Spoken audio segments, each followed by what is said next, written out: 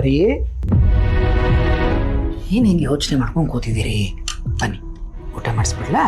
ನಂಗೆ ಊಟ ಬೇಡ ರೀ. ಚಿನ್ನು ಮರಿ, ನೀವು ಊಟ ಬೇಡ ಅಂದರೆ ಹೇಗೆ ಹೇಳಿ? ಈ ಸಮಯದಲ್ಲಿ ನೀವು ಉಪವಾಸ ಇರಬಾರ್ದಪ್ಪ. ನೋಡಿ, ನೀವು ಟೈಮ್ಗೆ ಹೊತ್ತು ಊಟ ಮಾಡಿದ್ರೆ ತಾನೇ ಮಗುನು ದಶಪುಷ್ಪಕ್ಕೆ ಬೆಳೆಯೋದು.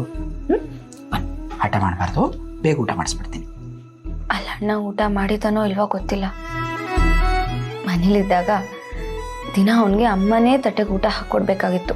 ಇಲ್ಲ ಅಂದರೆ ಅವ್ನು ಊಟನೇ ಮಾಡ್ತಿರ್ಲಿಲ್ಲ. ಅಮ್ಮನೂ ಅಷ್ಟೇ, ಅವನು ಊಟ ಹಾಕ್ಕೊಟ್ಟೆ ಮಲ್ಕೋತಾ ಇದ್ದಿದ್ದು.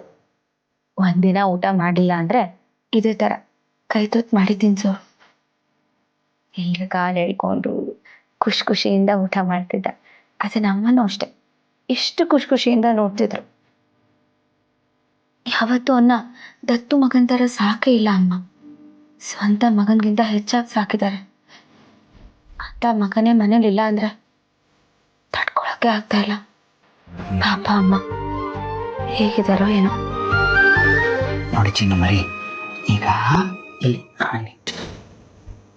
ಚಿನ್ನು ಮರಿ, ಈಗ ವೆಂಕಿಯವ್ರ ಜೊತೆ ಅವ್ರ ಹೆಂಡತಿ ಇದ್ದಾರೆ ಅನ್ನೋದನ್ನ ಮರಿತಾ ಇಲ್ವಾ ನೀವು? ಅದಕ್ಕೆ ಬಂದು ಸ್ವಲ್ಪ ದಿನ ಆಗಿದೆ ಅಷ್ಟೇ ಅಲ್ಲ ರೀ.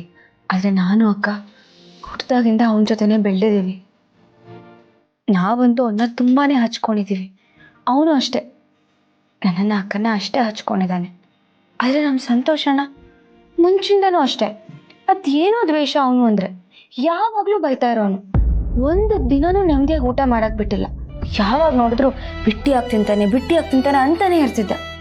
ಆದರೆ ಅಣ್ಣ ಒಂದು ದಿನನೂ ಅದನ್ನು ಮನಸ್ಸಲ್ಲಿ ಇಟ್ಕೊಳ್ದೆ ಏನೂ ಹಾಗೇ ಇಲ್ಲ ಅನ್ನೋ ಥರ ಇರ್ತಿದ್ದ. ಅದು ಅವನು ಒಳ್ಳೆ ಮನಸ್ಸು. ಈಗ ನೋಡಿ, ವೆಂಕಿಯವರೇ ಇದನ್ನೆಲ್ಲ ಮರೆತು ಖುಷಿಯಾಗಿದ್ದಾರೆ. ನೀವು ಸುಮ್ಮನೆ ಏನೇನೋ ಯೋಚನೆ ಮಾಡ್ತಾ ಇದ್ದೀರಾ ಅಷ್ಟೇ. ಎಲ್ಲಿ ಅವನ ಪರಿಸ್ಥಿತಿನ ಇದ್ದಾಗ ಹೇಗ್ರಿ ಆರಾಮಾಗಿ ಊಟ ಮಾಡೋದಕ್ಕಾಗುತ್ತೆ? ಅವನ ಮನೇಲಿಲ್ಲ ಅಂತ ನನಗೇನೆ ತಡ್ಕೊಳಕ್ಕಾಗ್ತಿಲ್ಲ. ಇನ್ನು ಅಮ್ಮ ಹೇಗೆ ಸಹಿಸ್ಕೊಳ್ತಾ ಇದ್ದಾರೋ ಏನೋ. ಅಲ್ಲ ರೀ, ಅವನನ್ನ ಮನೆಯಿಂದ ಆಚೆ ಕಳಿಸೋ ಹಕ್ಕು ಯಾರಿಗ್ರಿ ಕೊಟ್ಟಿದ್ದು? ಸಂತೋಷನ ಹೇಗೆ ಆ ಥರ ಎಲ್ಲ ಮಾಡ್ದ? ಒಟ್ಟಿಗೆ ಹುಟ್ಟಿಲ್ಲ ಅಂದ ಮಾತ್ರಕ್ಕೆ ಏನು ಬೇಕಾದರೂ ಮಾಡ್ಬೋದು ಅಂತಾನ? ನಮ್ಮಣ್ಣ ಒಂದು ಚೂರು ದುಡ್ಡು ಆಸ್ತಿಗೆ ಆಸೆ ಪಟ್ಟವನಲ್ಲ. ಅಪ್ಪ ಅಮ್ಮನ್ನ ದೇವ್ರ ಥರ ನೋಡ್ತಾ ಇದ್ದ. ಆದರೆ ಆ ದೇವ್ರ ಕೈಲೇ ಏನೂ ಮಾಡೋಕ್ಕಾಗಲಿಲ್ಲ ಇವತ್ತು. ಅವನ ಮನೇಲಿ ಇಲ್ಲದೆ ಇರೋ ಮನೆನೇ ಅಲ್ಲ. ಅವನೊಂಥರ ನಂದಾ ದೀಪ ಇದ್ದ ಹಾಗೆ. ದೀಪನೇ ಇಲ್ಲ ಅಂದಮೇಲೆ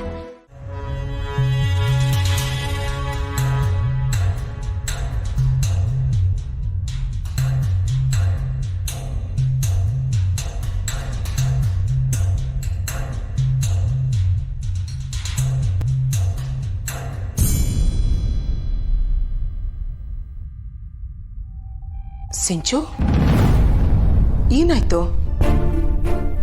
ಯಾಕೆ ಕೋಪ ಮಾಡ್ಕೊಂಡಿದ್ಯಾ? ಯಾರ್ದು ಫೋನು? ಇನ್ಯಾರ್ದು? ಆ ಹರೀಶ್ದು. ಕಂಟಿನ್ಯೂಸ್ ಆಗಿ ಫೋನ್ ಮಾಡಿ ಇರಿಟೇಟ್ ಮಾಡ್ತೀಯಾನೆ. ಈಗ ಯಾಕೆ ಫೋನ್ ಮಾಡ್ತಾ ಇದ್ದಾನೆ?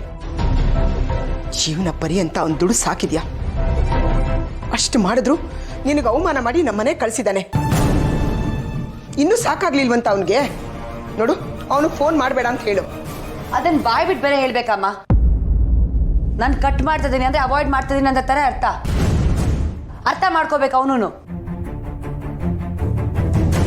ಇವನ್ಗೆ ಎಷ್ಟು ಹೇಳಿದ್ರು ಅರ್ಥ ಆಗಲ್ಲ ಅನ್ಸುತ್ತೆ. ನೋಡು, ಅವನು ನೀನು ಫೋನ್ ಮಾಡಿದ್ರೆ ಆ ಫೋನ್ ನಿನಗೆ ಬರ್ದೇ ಇದ್ದಂಗೆ ಮಾಡ್ಕೊ. ಅಮ್ಮ ಪ್ಲೀಸ್, ಈಗ ಮೊದಲೇ ಟೆನ್ಷನಲ್ಲಿದ್ದೀನಿ. ಏನೇನೋ ಹೇಳಿ ತಲೆ ಕೆಡಿಸ್ಬೇಡ. ಏನೋ ಮಾಡ್ಕೋತೀನಿ. ಈಗ ಹೇಳಿನೇ ನಿನ್ನ ಜೀವನ ನೀನೇ ಹಾಳು ಮಾಡ್ಕೊಂಡಿರೋದು. ನಮ್ಮ ಮಾತಂತೂ ಕೇಳಲ್ಲ, ನಿನ್ನ ದಾರಿಲೂ ನೀನು ನಡೆಯಲ್ಲ. ಏನಾದರೂ ಮಾಡ್ಕೊ, ಎಲ್ಲ ನನ್ನ ಕರ್ಮ. ಊರಿಗೆ ಹೇಳ್ಬೇಕಾ ನಿಮ್ಗೆ ಹೇಳ್ಬೇಕಾ ಗೊತ್ತಾಗ್ತಾ ಇಲ್ಲ.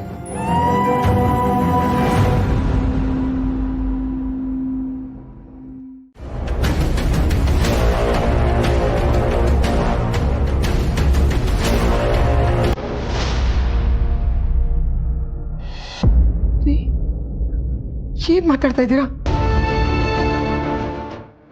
ನೀವೇ ತಾನೇ ಹೇಳಿದ್ದು ಎಲೆಕ್ಷನ್ ಆದ್ಮೇಲೆ ಅವಳ ಮನೆಗೆ ಕಳಿಸ್ತೀನಿ ಅಂತ. ಇವಾಗ ಏನಾಯ್ತ್ರಿ? ನೋಡಮ್ಮಿ, ನಾವು ಈಗ ತಾನೇ ಎಲೆಕ್ಷನಲ್ಲಿ ಗೆದ್ದಿದ್ದೀನಿ. ಅದು ಅಲ್ಲದೆ ಮಿನಿಸ್ಟ್ರ್ ಪೋಸ್ಟ್ ಬೇರೆ ಬರೋ ಅವಕಾಶ ಇದೆ.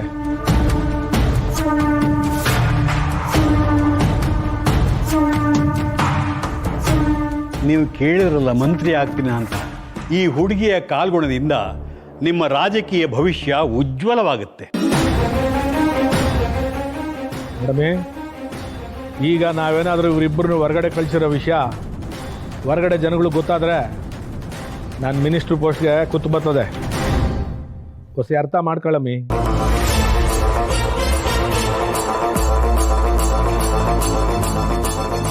ಅದು ಅಲ್ಲದೆ ಈ ಎಲ್ಲ ಕಡೆನೂ ನಮ್ಮ ಬಗ್ಗೆನೇ ಮಾತಾಡ್ತಾವ್ರೆ.